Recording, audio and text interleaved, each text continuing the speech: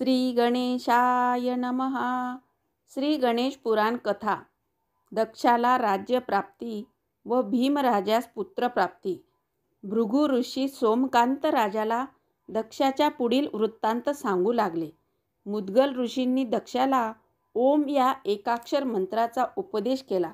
त्यानंतर त्याने आपल्या मातेसह कौंडण्यपूर जवळील अरण्यात असलेल्या एका देवालयात वास्तव्य केले. तो गणेशाची नित्य नेमाने षोडशोपचारपणे मानसपूजा करीत असे. ओंकाराचा अखंड जप ते त्यांचे नित्य साधन होते. अशा प्रकारे त्याच्याकडून 12 वर्षे 21 दिवसाचे अनुष्ठान पूर्ण झाले. त्या रात्री झोपलेला असताना दक्षाला एक स्वप्न दृष्टांत झाला. त्यात एका शृंगारलेल्या हत्तीने त्याच्या गळ्यात मौल्यवान रत्नमाळ घातली. मग त्याने त्याला सोंडेने अलगद उचलून आपल्या पाठीवर ठेवले आणि त्याला एका सुशोभित नगरात घेऊन गेला. असे दृश्य दिसले. या स्वप्न दृष्टांताने दक्षाला एकदम जाग आली. त्याचे मन प्रसन्न झाले. त्याने हे स्वप्न आपल्या मातेला सांगितले. तेव्हा तिलाही आनंद झाला. ती उत्स्फूर्तपणे म्हणाली, हा तर मोठा शुभशकुन आहे. हत्ती म्हणजे गणपतीचे प्रतीक. त्याने तुला रत्नमाला घातली. याचा अर्थ श्री गजाननाच्या कृपेने लवकरच तुला राज्यप्राप्तीचा योग आहे ते जाणवते. हे ऐकून दक्षालाही आनंद झाला. तो म्हणाला, आई, तू लहानपणापासूनच माझी किती सेवा शुश्रूषा केलीस. राणी असूनही तुझ्यावर भिक्षान्न जगण्याची वेळ आली. मला राज्यप्राप्ती झाली तर मी तुला अखंड सुखात ठेवीन. तुला उत्तम वस्त्रालंकार, राहण्यासाठी सुशोभित महाल अशी सर्व व्यवस्था करीन. दक्षाचे बोलणे ऐकून कमला म्हणाली, बाळा, तू राजपुत्र आहेस. गणपती हा तुझा भाग्यविधाता आहे. पण सत्ता, संपत्ती व ऐश्वर्य प्राप्त झाले तरी उन्मत्त होऊ नकोस. न्याय, नीतिधर्माने प्रजापालन कर. सदैव पुण्य कर्मरत राहा. गणपतीची तुझ्यावर अखंड कृपा राहो. तुला उत्तम आयु आरोग्य प्राप्त हो. काही दिवसांनी कौंडण्यपूरचा राजा मरण पावला व तो निपुत्रिक होता. त्याच्या मृत्यूने राणी सुलभा, प्रधान सुमती व मनोरंजन राजपरिवार व प्रजाजन शोकग्रस्त झाले. राजांनी आपल्या उत्तराधिकार नेमलेला नव्हता. राजसिंहासनावर रिकामे ठेवणे हेही त्याला योग्य वाटत नव्हते. गादीवर कोणाला बसवावे असा राणीला व राजाच्या एकनिष्ठ सेवकांना प्रश्न पडला होता. योगायोगाने त्याच समयी मुद्गल ऋषींचे कौंडण्यपूर येथे आगमन झाले. ते म्हणाले, सुमंता, तुमच्या राजाचा महान नामक एक हत्ती आहे. तू त्यांच्या सोंडेत एक रत्नमाला दे. त्याला नगरातून फिरवून आण.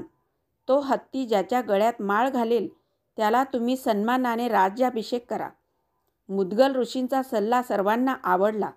मग एका शुभ दिनी शुभ मुहूर्तावर शृंगारलेल्या हत्तीच्या सोंडेत राणीने रत्नमाला दिली. ती हत्तीला उद्देशून म्हणाली, महाराजांचे तुझ्यावर खूप प्रेम होते. त्यानंतर कौंडण्यपुराच्या राजसिंहासनावर जो पुरुष बसण्यास योग्य असेल त्याच्याच गळ्यात तू रत्नमाला घाल, अशी माझी तुला विनंती आहे.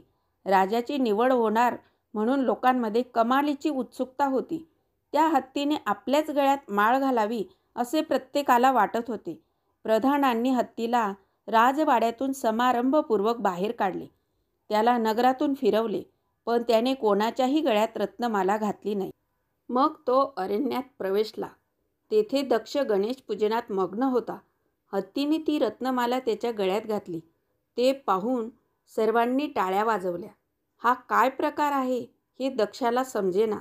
प्रधानांनी पुढे येऊन त्याला वस्तुस्थितीची कल्पना दिली आणि राजसिंहासन स्वीकारण्याची विनंती केली. तेव्हा दक्षाला खूपच आनंद झाला. अशा प्रकारे त्याला स्वप्न दृष्टांताची प्रचिती झाली. श्री गजाननाच्या कृपेने हे सर्व घडून येत आहे म्हणून त्याने आपल्या आराध्य दैवताला कृतज्ञतेने नमस्कार केला. हा नवीन राजा तपस्वी आणि भाविक आहे. हे पाहून प्रधानांना परम संतोष वाटला. त्या मंगल प्रसंगी दक्षाला आशीर्वाद देण्यासाठी मुद्गल ऋषी स्वतः उपस्थित होते. हे वृत्त दक्षाच्या पित्याला समजले. तोही लव्याजम्यासह आपल्या पत्नीला व पुत्राला भेटण्यास आला. हे पूर्वकृत्याबद्दल त्या दोघांची क्षमा मागितली. तेव्हा दक्ष हा राजपुत्र आहे या वृत्ताने प्रजाजनांना खूपच आनंद झाला. दक्षाच्या राज्यप्राप्तीनंतर त्याने वीरसेनेच्या कन्येशी थाटात विवाह केला. या दाम्पत्यास बृहद्दानू नावाचा पुत्र झाला. त्याला हलधराला सुशील, सुशीलास पद्माकर, पद्माकरास रिपुमर्दी, रिपुमर्दीस चित्रसेन व चित्रसेनाला भीम हा पुत्र झाला.